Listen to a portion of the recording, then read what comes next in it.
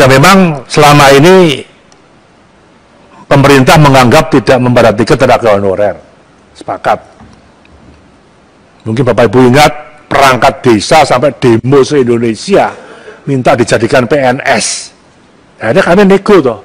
Ya nggak mungkin dong jadi PNS. Oke, gajinya setara golongan 2A, 1A, atau sebagainya. Ada bisa kompromi di situ. Kalau mau jadi pegawai semua, nanti pensiunnya bagaimana?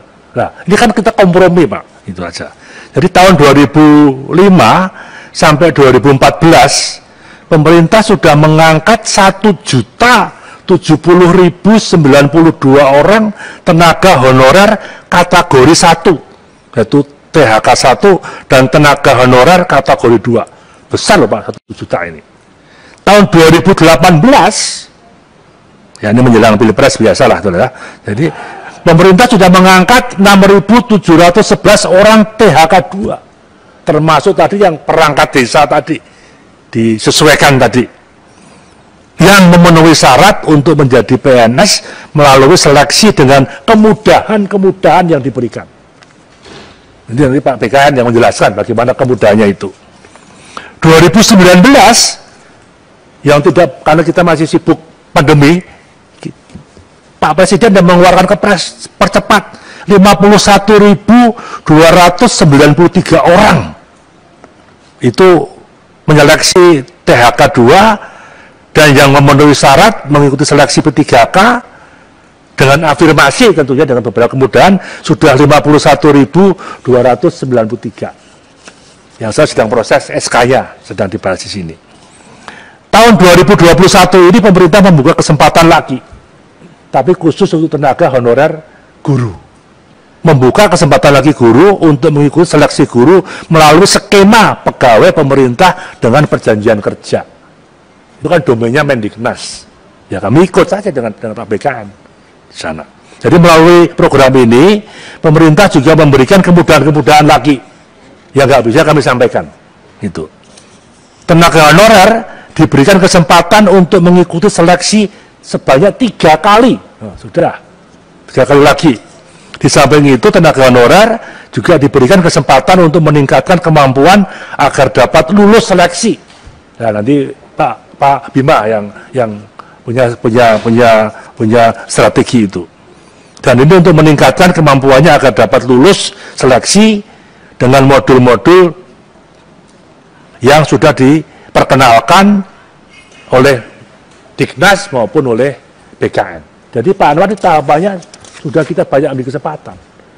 Jadi mohon maaf ya, kami memang belum pada posisi mengambil keputusan udah stop nggak bisa. Nah kita terus kita cari diberikan kesempatan itu. Memang sudah kadung lahir ya sudah kasihan juga ya, dia 20 tahun itu aja. Pak Samsul Rizal tadi sama juga masalah tenaga honorer. Memang kita usahakan memang tidak bersaing Pak, karena kita sudah banyak memberikan beberapa kemudahan-kemudahan, memberikan pelatihan-pelatihan itu. Baik, mohon izin ya, Pak Menteri, pimpinan, ada beberapa hal yang barangkali saya berikan penjelasan tambahan. Yang pertama terkait dengan pertanyaan Pak Hendro tadi mengenai guru yang P3K. Memang pada saat ini Pak, yang 1 juta guru itu kita fokuskan ke P3K dulu Pak. Sebelum kita nanti akan juga merekrut PNS. Sebenarnya pemerintah tidak menutup kemungkinan untuk merekrut PNS. Karena apa? Karena memang dalam jangka waktu 5 tahun ke depan PNS itu diperlukan dalam rangka untuk keberlanjutan sistem pendidikan kita. Jadi kita tidak menutup kemungkinan itu. Tetapi kita fokus dulu pada tahun ini untuk menyelesaikan permasalahan guru honorer yang guru honorer dengan menggunakan skema P3K. Memang kalau tadi ada banyak pertanyaan yang mengatakan bahwa kita tidak akan mampu bersaing dengan mereka yang baru keluar dari sekolah pendidikan universitas, misalkan guru-guru itu kalau dipersaingkan. Nanti dalam kaitan dengan seleksi ini mereka tidak akan dipersaingkan dengan non PNS dengan non honorer. Jadi mereka akan bersaing di antara honorer itu sendiri. Dan mereka akan diberikan kemudahan-kemudahan yang kami diskusikan dengan Kementerian Pendidikan dan Kebudayaan. Mulai dari pengalamannya, kemudian dari usianya, dan barangkali juga dari sisi bagaimana kita memberikan pelatihan-pelatihan terhadap mereka. Itu yang pertama. Yang kedua, mengenai dosen. Dosen di Kementerian Agama, kami memang sudah mengalokasikan, Pak. Dosen-dosen yang utamanya adalah dosen-dosen yang terkait dengan dosen-dosen yang prioritas di mereka, Pak. Kita sudah melakukan itu. Demikian juga dengan di Kementerian Pendidikan dan Kebudayaan. Jadi itu, Pak, yang kami lakukan terkait dengan dosen. Jadi intinya bahwa kami memperhatikan apa yang menjadi keluhan-keluhan, utamanya di perguruan tinggi Islam. Kami sudah perhatikan. Tentunya kami ada diskusi dengan Kementerian Agama, Pak, terkait dengan ini. Saya kira itu, Pak, tambahan dari kami. Pimpinan, interupsi pimpinan. Agak terbuka apa yang disampaikan Pak Menteri. Tadi itu adalah pertanyaan saya. Kalau dipersandingkan honorer dengan yang baru, itu tidak pas, kan itu yang saya sampaikan. Terutama yang kedua itu, Pak. Apakah memang ada kuotanya? Nah, ini, saya kira ini di atasnya banyak yang honorer K2 nih, Pak. Terutama yang terbengkalai itu, apakah ada itu atau bagaimana? Sehingga kalau dipersandingkan, nggak mampu ya, Pak. Nah, ini supaya clear, itu pertanyaan saya tadi, Pak. Makasih. Kemudian Pak Murad tadi BKN ya, memang honor daerah, formasi khusus, CPNS tanpa tes, jadi yang agak-agak sulit ya Pak.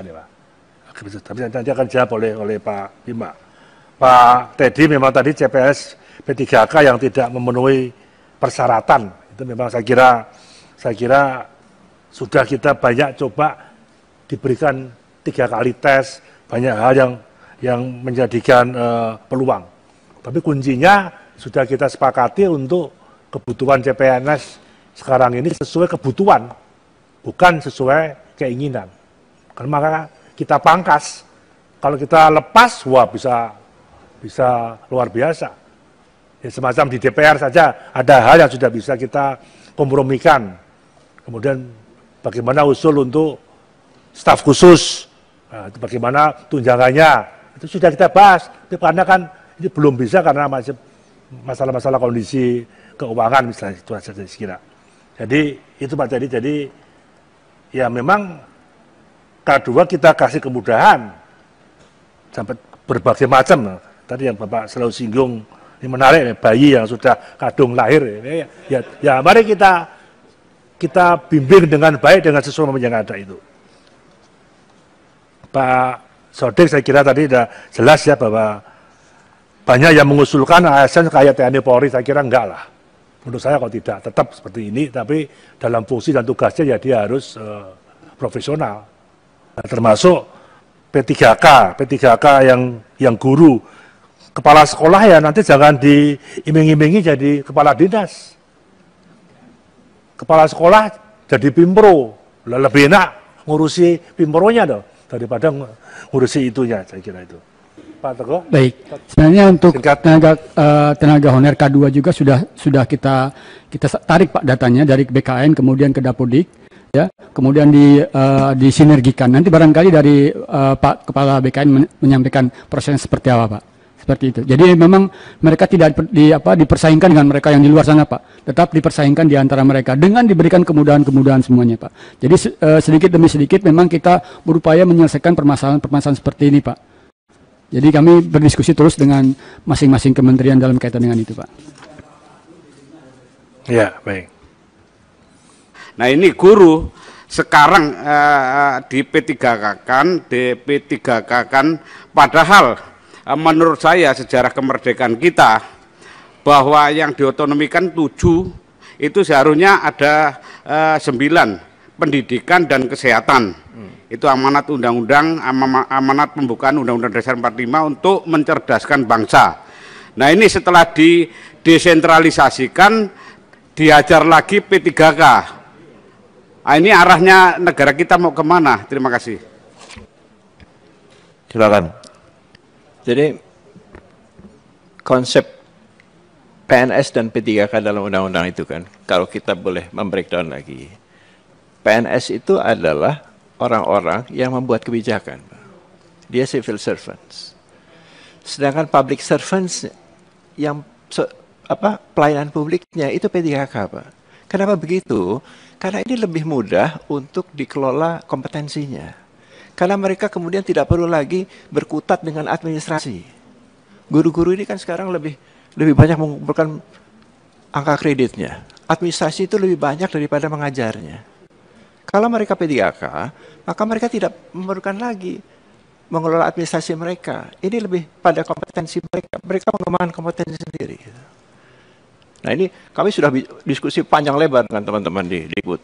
Jadi itu pilihan-pilihan yang lebih masuk akal daripada mereka menjadi PNS. Nah, apakah mereka secure? Bisa saja dibuat secure gitu ya. Karena ini hanya manajemen biasa saja. Kontraknya misalnya Pak Memran saya bilang, ya jangan tahunan lah, 5 tahunan. Perpanjang 5 tahun lagi, perpanjang 5 tahun lagi sampai mereka batas usia pensiun. Itu bisa dilakukan. Itu tidak menjadi kendala yang seperti itu. Jadi PNS kita berubah dari amtenar menjadi lebih pada kompetensi base. Itu sebetulnya yang ingin kita tuju begitu. Nah, apakah langsung sebesar itu? Tentu tidak. Ya kita harus bertahap untuk melihat apakah kompetensi-kompetensi ini tersedia atau tidak gitu. Dan bagaimana daerah-daerah ini juga bisa memiliki kompetensi-kompetensi itu. Di Papua misalnya, kalau PNS harus bekerja di sana, di puskesmas, guru, dokter, tidak ada yang pernah mendaftar, Pak. Tidak ada dokter yang daftar ke sana. Tapi kalau P3K dengan kontrak, saya mau kok, tapi 3 tahun saja. Nanti setelah itu dicari lagi 3 tahun lagi. Itu banyak. Itu banyak seperti itu. Jadi ini masalah yang lebih luas sebetulnya daripada sekedar bahwa dia tenaga kontrak atau bukan tenaga kontrak.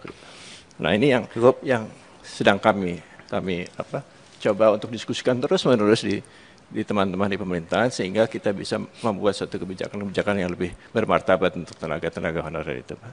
Saya kira itu mungkin tambahnya, Pak. Terima kasih.